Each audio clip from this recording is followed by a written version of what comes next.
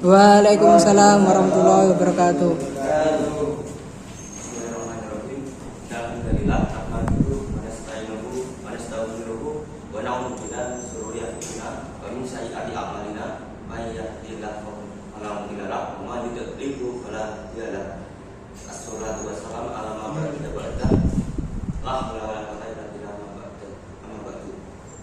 Baik, gimana kabar anak-anak semuanya? Siap ya? Alhamdulillah.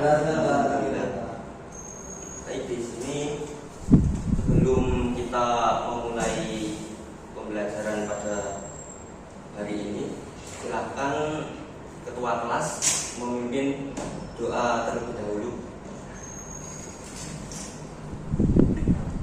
Baik semua teman-teman, sebelum pembelajaran adalah kita terlebih dahulu berdoa mulai. Berdoa selesai. Terima kasih. Baik, selanjutnya akan saya absen terlebih dahulu. Yang pertama Ahmad Nur Rakib, Dewa.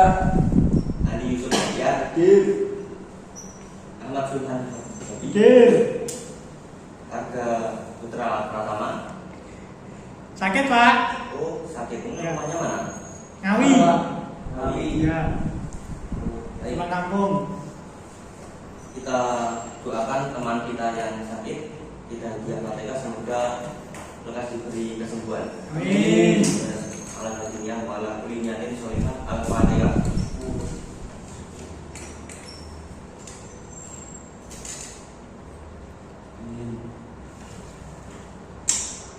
Baik, sebelumnya sudah tahu materi yang akan kita bahas pada hari ini? Belum Pak? Belum.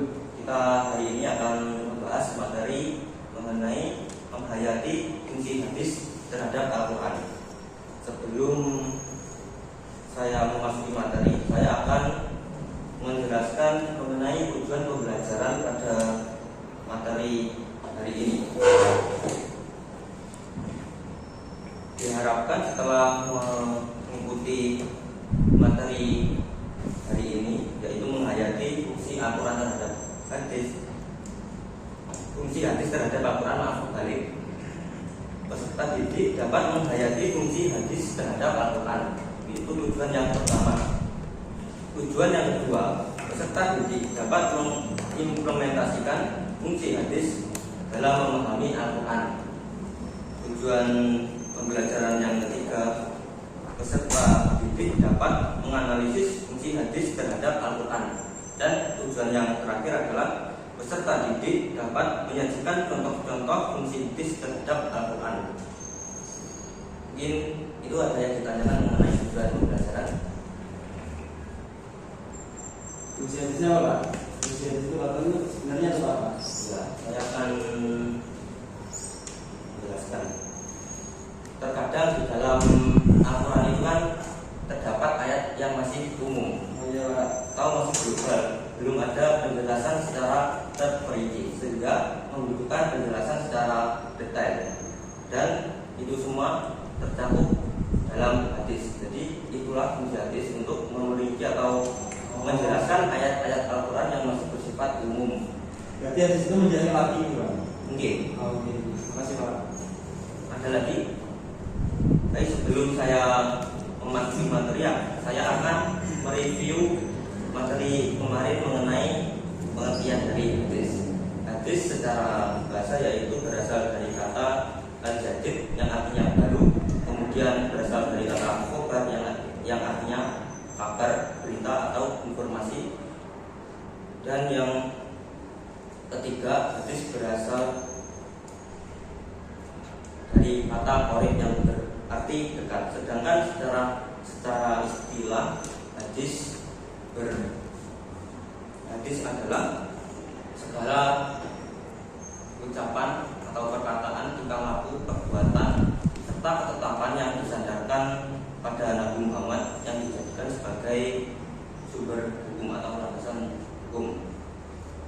Jadi saya akan memasuki materi mengenai menghayati fungsi hadis terhadap Al-Quran.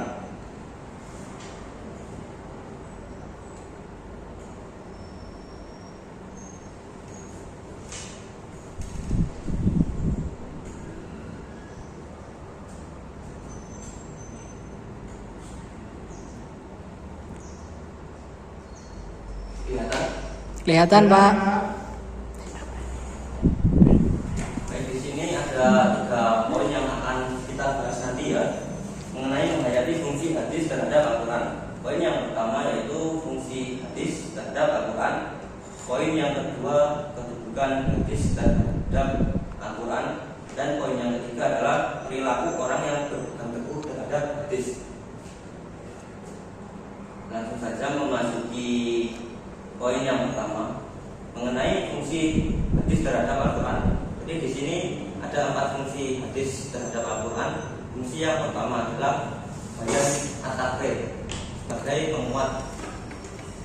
Yang kedua adalah sebagai bayan tafsir, sebagai penjelas atau untuk merinci penjelasan-penjelasan dalam Al-Quran. Dan yang ketiga adalah bayan tafsir, yaitu menetapkan hukum yang tidak terdapat di dalam Al-Quran. Yang keempat adalah bayan an-nasakh atau menghapus atau membatalkan juga hukum-hukum yang terdapat di dalam Al-Quran. Langsung saja memasuki fungsi hadis terhadap Al-Quran yang pertama. Ada yang tahu pengertian bayan at-takrir apa? Mungkin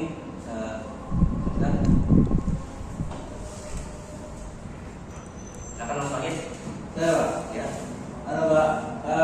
Untuk menetapkan dan juga memperkuat ayat dalam Al-Quran Pak. Oh, terima kasih. Ya. Jadi bayan at-takrir adalah menetapkan dan juga memperkuat dari apa yang sudah ditetapkan di dalam Al-Quran. Contohnya adalah dalam surat Al-Baqarah ayat 185 yang berbunyi A'udzubillahi minasyaitonir rajim. Bismillahirrahmanirrahim. Syahrul Ramadan alladzi unzila fihil Qur'an hudan lin-nasi wa bayyinatin minal huda wal furqani faman syahida minkum syahra yasmuhu wa man kana maridan aw ala safarin fa iddatan minal ayyamin ukhra yuridullahu bikumul yusra wa la yuridu bikumul usra wa litukmilul iddata wa litukabirullahu ala ma hadakum wa la'allakum tashkurun.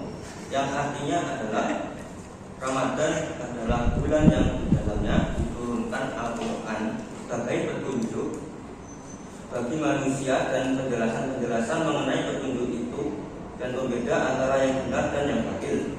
Karena itu, barang siapa di antara kamu ada di bulan itu maka berpuasalah, dan barang siapa sakit atau dalam perjalanan dia tidak berpuasa maka wajiblah menggantinya sebanyak hari yang ditinggalkannya itu pada hari-hari yang lain.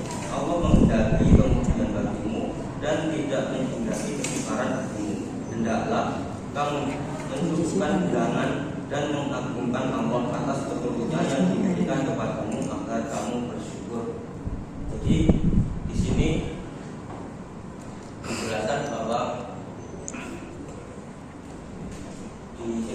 mengenai perintah untuk berpuasa dan bagi yang tidak mampu dianjurkan untuk menggantinya.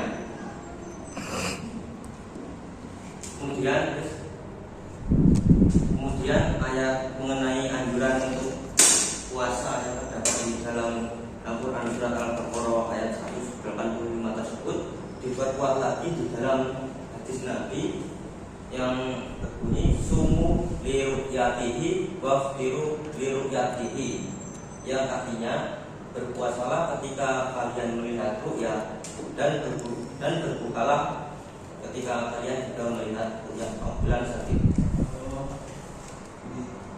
Itu namanya sebagai hadis terhadap Al-Quran untuk memperkuat hukum-hukum yang terdapat di dalam Al-Quran.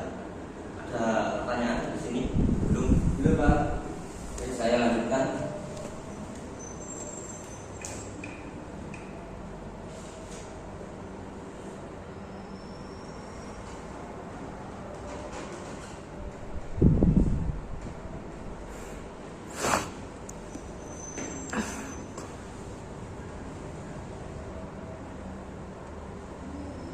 Sudah kelihatan banyak tafsir di slide?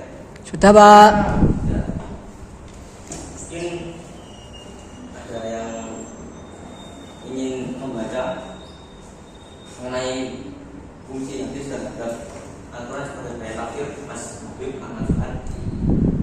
Saya Pak. Saya bacanya dari sini aja ya. Ya. Fungsi hadis terhadap Al-Quran sebagai bayan tafsir yang berarti memberikan tafsiran atau sebuah perincian terhadap isi Al-Quran yang masih bersifat umum atau global atau biasa disebut mujmal, serta memberikan batasan-batasan atau persyaratan pada ayat-ayat yang bersifat mutlak. Ya, terima kasih Mas Rif. Ya, sama-sama. Ini saya jelaskan intinya mengenai fungsi Al-Quran terhadap bayan tafsir, yaitu memberikan tafsiran perincian terhadap isi Al-Quran yang masih bersifat umum atau mujmal, serta memberikan batasan-batasan persyaratan pada ayat yang masih bersifat mutlak atau takyid. Contohnya terdapat di Al-Quran surat Al-Maidah ayat 38 yang berbunyi A'udzubillahi minasyaitonirrajim. Bismillahirrahmanirrahim. Wasariqatu faqatu aydihuma jazaa'an bima kasaba nakalam minallahi wallahu azizun hakim. Yang artinya adalah laki-laki yang mencuri dan perempuan yang mencuri, potonglah tangan keduanya sebagai pembalasan bagi apa yang mereka kerjakan dan sebagai siksaan dari Allah. Jadi di dalam Quran surat Al-Maidah ini menjelaskan mengenai hukuman potong tangan bagi pelaku pencurian. Namun di dalam ayat ini tidak dijelaskan mengenai di mana batasan dalam memotong tangan tersebut. Kemudian ditafsirkan oleh hadis Nabi.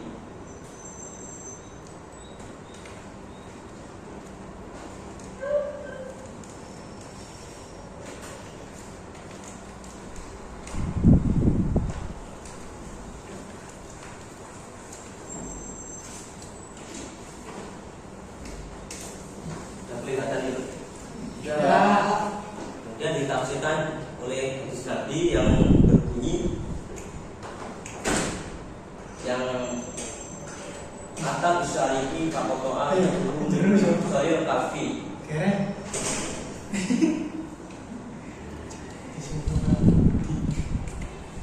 Baik, saya kembali.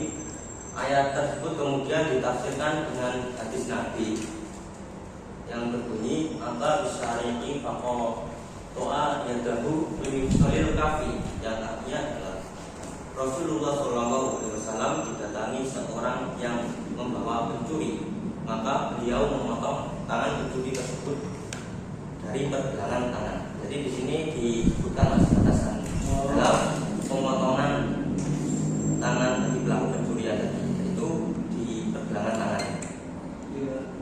Mungkin ada yang masih bingung? Saya. Gimana? Terus tangannya itu dibawa kemana Pak? Setelah dipotong itu disimpan atau dikubur atau diapain? Mungkin dikubur Mas. Oh, dikubur ya? Ya, terima kasih.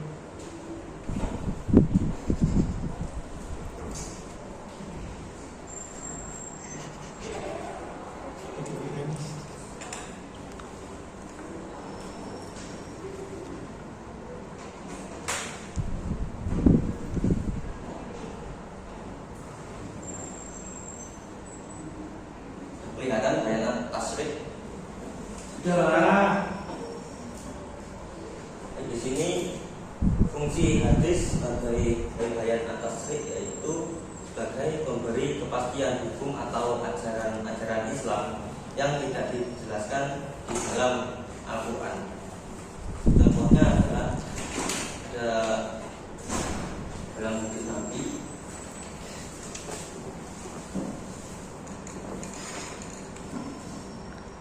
Kok tidur Mas? Suara kuliah offline ini kan? Cuma aja. Apa nak dia sok ngomong sore pun? hadis Nabi anak Rasulullah Sallallahu Alaihi Wasallam Warodo Jakarta Fitri min Ramadana alan nasi so'an min tamarin au so'an min syairin ala kulli kurin au abadin dadarin au unta minal muslimin, yang artinya adalah Rasulullah telah mewajibkan zakat fitrah kepada umat Islam pada bulan Ramadan 1 sak kurma atau gandum untuk setiap orang, baik merdeka atau hamba, laki-laki atau perempuan. Jadi di dalam Al-Quran tidak dijelaskan mengenai perintah atau anjuran untuk zakat fitrah. Kemudian Rasulullah membuat hukum atau ketetapan hukum di dalam hadisnya tersebut. Mungkin yang ditanyakan belum? Belum, Pak. Kita lanjut ya. Oke Pak, saya masih semangat. Alhamdulillah. Pak, Kelihatan ya? pulang Pak. Baik, fungsi hadis yang keempat adalah bayan an-nasab. Nah, di sini bayan an-nasab memiliki banyak arti, di antaranya adalah at-taghyir, yang berarti mengubah, al-iqbal atau membatalkan, at-tahwil memindahkan, atau ijalah ketentuan yang datang kemudian dapat menghapuskan ketentuan yang terdahulu sebab ketentuan yang baru dianggap lebih cocok dengan lingkungan yang lebih luas.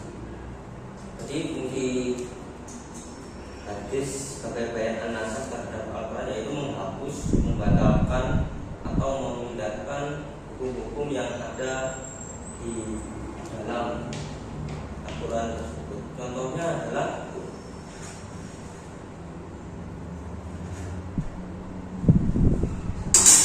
ada ayat Al-Quran yang Quran surat Al-Baqarah ayat 180 yang berbunyi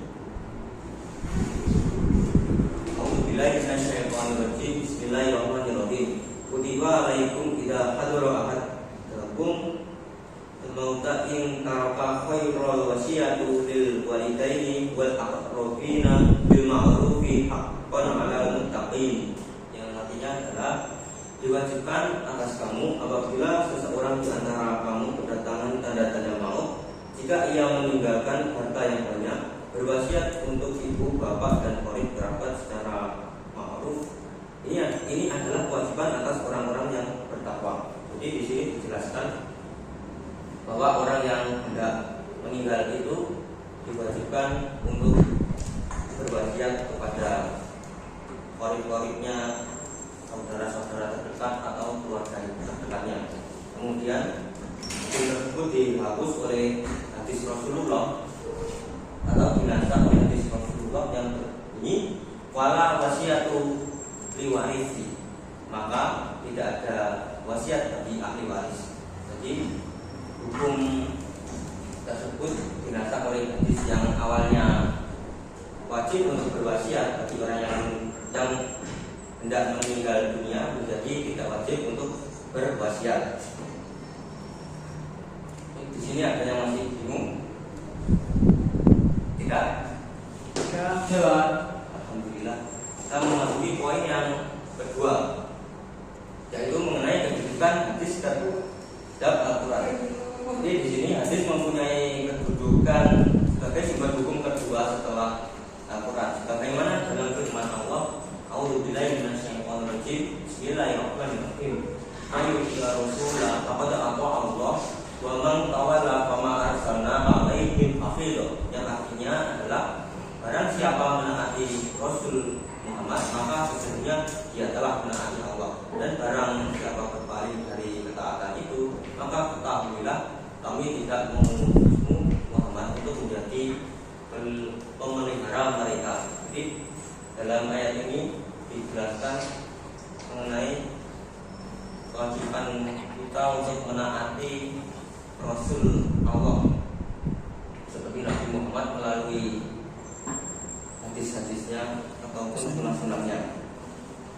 Jadi saya lanjutkan ke poin yang terakhir ketiga. Semua kita harus mau. Kita Tinggi. Semua kita juga. Ora sing kita ikono lho kan. Kono nih. Bisa.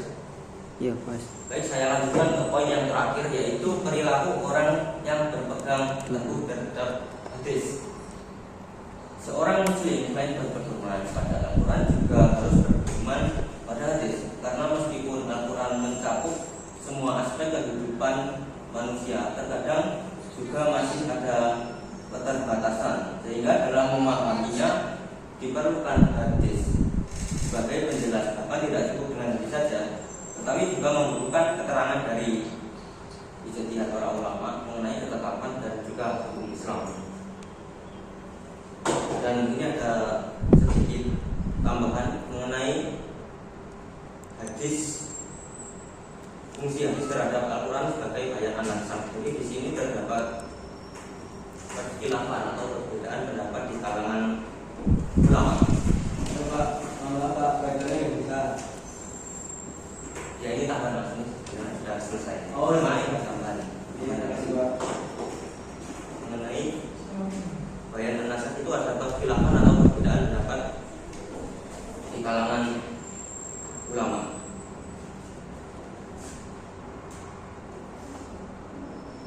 Ya seperti ulama Ibnu Hazm dan juga ulama Mutaqaddimin atau ulama terdahulu itu membolehkan menasakh Al-Quran dengan segala hadis walaupun hadis tersebut hadis ahad. Sedangkan kelompok Hanafi itu berpendapat boleh menasakh dengan hadis masyhur tanpa harus mutawatir. Sedangkan para kelompok Mu'tazilah itu membolehkan menasakh dengan syarat hadis tersebut harus mutawatir. Itu sedikit tambahan. Tanya Pak, artinya mutawatir itu apa ya? Hadis yang mutawatir, hadis itu hadis yang diriwayatkan oleh 3 orang atau lebih, yang perawinya itu tidak mungkin bersepakat untuk berdusta. Jadi hadis itu sangat sangat kuat bila dijadikan sebagai hujah atau dasar hukum, karena perawinya itu tingkat kejujuran dan tingkat keilmuannya itu tidak diragukan lagi. Nah, itu mungkin materi pembelajaran hari ini. Mungkin masih ada yang masih bingung atau gimana, silahkan ditanyakan. Tidak ada? Ya. Baik, sekarang saya bentuk kelompok ya. Siap? Siap? Ya. Silakan berhitung. 1, 2, 3. Terima kasih. Kemudian saya akan memberikan tema pada masing-masing kelompok tersebut. Kelompok yang pertama mencari contoh fungsi hadis terhadap Al-Quran sebagai bayan at-tafsir. Kelompok yang kedua mencari fungsi hadis terhadap Al-Quran sebagai bayan tafsir. Dan kelompok yang ketiga adalah mencari fungsi hadis terhadap Al-Quran sebagai bayan tasrif. Bisa dipahami? Bisa. Baik, saya beri waktu. Silakan dipersilakan terlebih dahulu. Baik, sudah selesai semuanya. Coba Siap untuk membacakan hasil diskusinya di depan. di depan Pak, lalu Nah, harus malu. kita masih Silakan dari kelompok pertama. belum siap Pak. Kelompok kedua sudah siap? Ya. Ya, silakan. Bayan tafsir atau disebut juga dengan menafsirkan isi Al-Quran. Fungsi hadis terhadap Al-Quran selanjutnya yaitu bayan tafsir, yang berarti memberikan tafsiran atau sebuah perincian terhadap isi Al-Quran yang masih bersifat umum atau mujmal, serta memberikan batasan-batasan atau persyaratan pada ayat-ayat yang bersifat mutlak atau takyid. Contohnya yaitu dengan penjelasan Nabi Muhammad mengenai hukum mencuri, bahwa Rasulullah SAW bersabda, Rasulullah mendatangi seseorang yang membawa pencuri, maka beliau memotong tangan pencuri tersebut dari pergelangan tangan. Kemudian yaitu laki-laki yang mencuri dan perempuan yang mencuri, potonglah tangan keduanya sebagai pembalas bagi apa yang mereka kerjakan dan sebagai siksaan dari Allah. Baik, terima kasih. Kita beri kelompok dua. Berhubungan sudah habis, maka pembelajaran pada hari ini akan kita akhiri. Semoga diberikan manfaat oleh Allah. Amin. Sebelum kita akhiri, marilah kita doa kafaratul majlis. Bismillahirrahmanirrahim. Allahumma wa bihamdika asyhadu an la ilaha illa anta astaghfiruka wa atubu ilaik. Dan jangan lupa untuk pertemuan berikutnya itu silakan dibaca materinya terlebih dahulu. Nanti Baik, Pak. akan saya berikan pertanyaan di pertemuan berikutnya. Baik, jika dirasa sudah cukup, saya akan mengakhiri pembelajaran pada hari ini. Ada kurang lebihnya dari saya, mohon besar-besarnya. Akhirul, wassalamualaikum warahmatullahi wabarakatuh. Waalaikumsalam warahmatullahi wabarakatuh.